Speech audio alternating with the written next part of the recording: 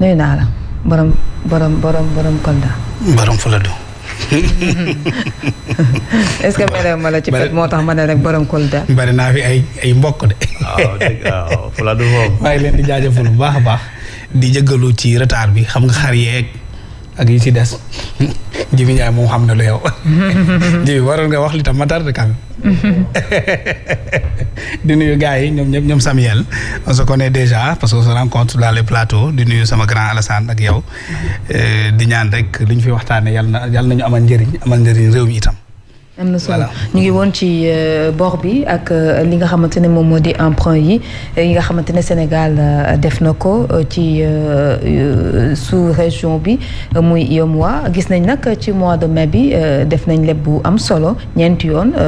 ci weer wi par rapport ak lu nu mel gis nañ ne nee nañ ce sont les investisseurs ivoiriens yi nga xamante ne ñoom ñoo ko facilité mais bon dégg nañ li nga xamante ne aussi ki ngi leen di Samuel wax na ko ci du ñoom. investisseur ivoirien du ivoirien est-ce que investisseur ivoirien du ivoirien. institution financière même les institutions financières ivoiriennes du ñu ay institutions ivoiriennes. Ouais, c'est ça. Non, attendez, il faut pas jouer avec les Sénégalais. Xam nga ce régime-là a l'habitude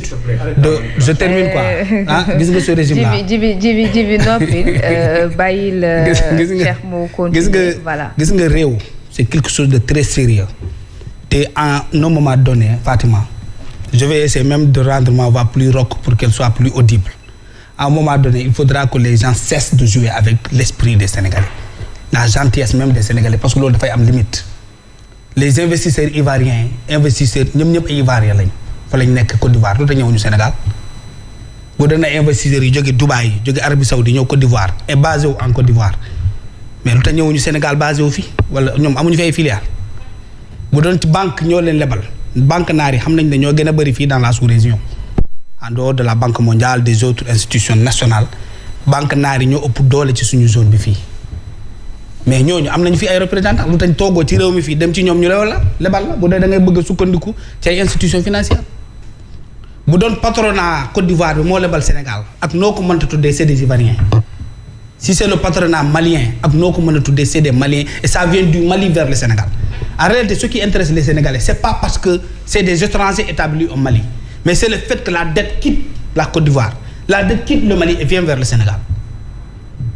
Et puis comment est-ce possible que ces gens puissent être si bizarres et qu'ils puissent trouver des justificatifs pour dire que oui, suñu dette bi Côte d'Ivoire lay jógee ay étrangers yi nekk seen Côte d'Ivoire ñoo ñu lebal ñun ak lu ñu wax ci dette ak ñoom lu ñu wax ci dette pendant 10 ans 30 millions de milliards 1000 milliards de dettes ils vont appauvrir les prochaines générations ils vont appauvrir le Sénégal ce pays-là ne fait que s'emprunter bu ñu lebee dynastie Faysal ñooy lekk xaalis bi à la présidence de la République c'est des conteneurs d'argent qui sont là bu dul Macky Sall Marème Faye bu dul Marème Faye sur l'autre là Mansour Faye bu dul Mansour Macky bu dul Macky Farba nga jàpp Farba tëj parce que jàpp nga ne ci xaalis dette bi la doon dundee Mansour Faye nga tuumal tooñ tëj parce que jàpp nga ne ci xaalis dette bi la doon dundee moom la doon contourner mais tout cela ñu fekkee ko fii et puis aujourd'hui mais c'est le PASTEF qui se vante et qui essaie de se justifier parce qu'ils disent que le marché sous-régional. Est-ce que également li nga xamante ne moom mooy seen vision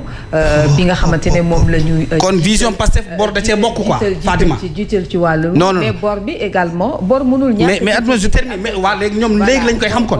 xam nga lan la gis nga l'être humain on ne peut pas te refuser l'absurdité parce que tu es nit kese nga mais boo demee ba juum ba quand tu te rends compte de l'évidence de la pratique de l'État sens de discours. wax la ak Sénégalais yi langage yu dëgg quoi nee leen lii bu ñuy wut politique la rek bu ñuy wut nguur la woon quoi maintenant on se rend compte qu'on ne peut pas gérer nos États sans la dette et puis tu es quitte avec ta conscience parce que nul ne peut gérer un État sans la dette les pays les plus puissants du monde se sont endettés les États-Unis c'est le premier pays en termes de pourcentage de ratio d'emprunt au niveau international mais tout le monde sait qu'il faut emprunter pour travailler cette yenn mbir yi mais yow nga toog nee nit ñi ñun dañoo bari zircon dañu bari or dañu bari pétrole nous avons des ressources naturelles les meilleures au monde dem ba ne Sénégalais pétrole bi Sénégal am moo gën a baax ci pétrole yi àdduna bi yëpp ñoom ñoo toog di ko wax nous avons le meilleur pétrole Macky Sall jaay na ko déjà nga ñëw sa président dem di inaugurer ñu jël kopp premier pétrole yóbbul ko président de la République won leen ko ne leen voilà les premiers spécimens de l'exploitation du pétrole Waly Diouf Bodian ne mu neex leen mu naxar leen yéen les résidus de l'opposition là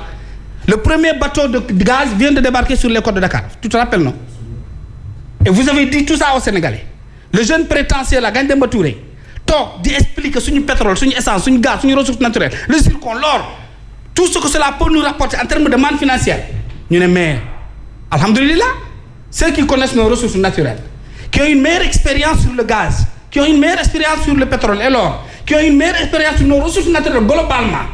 de l'est à l'ouest du nord au sud et tout le Sénégal du centre ñoom ñoo au pouvoir fini donc les emprunts on va utiliser nos ressources naturelles et on va développer ce pays mais le grand va jurer sur le Saint-Coran au nom de Dieu en 2024 ñu soppi réew mi marquage à culotte laa soxla mooy une opposition désagamée aujourd'hui maintenant on se rend compte que pour survivre même dans ce pays-là il faut compter sur la dette de la Côte d'Ivoire et du Mali quand même il faut être honnête dans cette vie-là il ne faut pas jouer avec ce peuple qui est abusé qui souffre loolu mooy dëgg vous ne pouvez pas mais reconnaissez que vous ne pouvez pas ouvrez l'État aux autres compétences du pays on va conjuguer ces efforts-là loolu mooy dëgg on emprunte de trop nous sommes face à un surendettement incontrôlé et qui risque d'être incontrôlable dans les prochains mois loolu mooy dëgg parce que quand tu empruntes pour payer les salaires mais au moment donné dans la sous-région là si tu comptes parce que ñoom déglu naa leen dem mois ils ont fait 2 sorties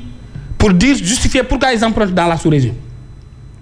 mais sous-région boobu mënuñu dëkk ci di la lebal parce que yaa leen tane ci li ma jàpp boo jeexalee ci suure parce que je dis que la dette elle est circulaire c'est sur un point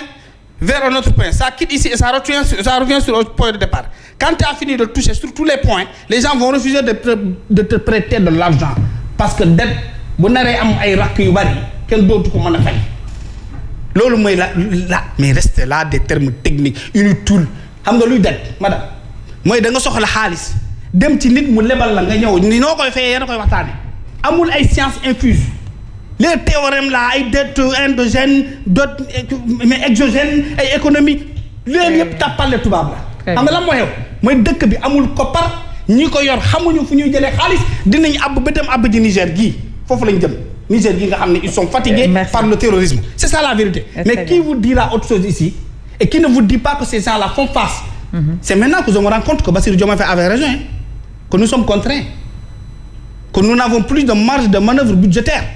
ce qui justifie parce que quand vous ne pouvez pas démanteler ici Bassirou Diomaye Faye on ne va pas l'accepter c'est Bassirou Diomaye Faye qui a dit aux Sénégalais que nous sommes contraints que nous n'avons plus de marge de manœuvre budgétaire et les conséquences c'est qu'on va emprunter au Mali parce que vous n'avez pas de marge bon Dieu voilà vous voulez démentir Bassirou Diomaye Faye maintenant démentissez-le dites-lui que par exemple vous n'avez pas dit la vérité très bien que nous avons de l'argent que nous avons fait exprès d'aller emprunter au Mali ou au Niger président man lu mu wax loolu laa gëm te loolu la fi nekk quand on ne peut pas ayons la modestie de convaincre ce pays autour de l'essentiel et que tout le monde maintenant puisse se mobiliser pour sortir ce Sénégal-là de cette crise économique qui nous guette à galon. Très bien alors Samuel. waaw comme li may wax son ami xam nga ñoo bokk coalition quoi. ah non mais attendez loolu dinaa door quand même. seen mouvement bi nag ñaari nit la ñoom ñaar dong ñoo ci nekk. moo tax nag regarde maa su baa ñëwee. xam naa ne balaa ngeen a convaincre Sénégalais yi balaa ngeen a convaincre Sénégalais yi. regardez ci seen ignorance bi ngeen nekk nii. regardez ces gens de Pastef. non mais attendez. balaa ngeen a convaincre Sénégalais yi seen ignorance bi.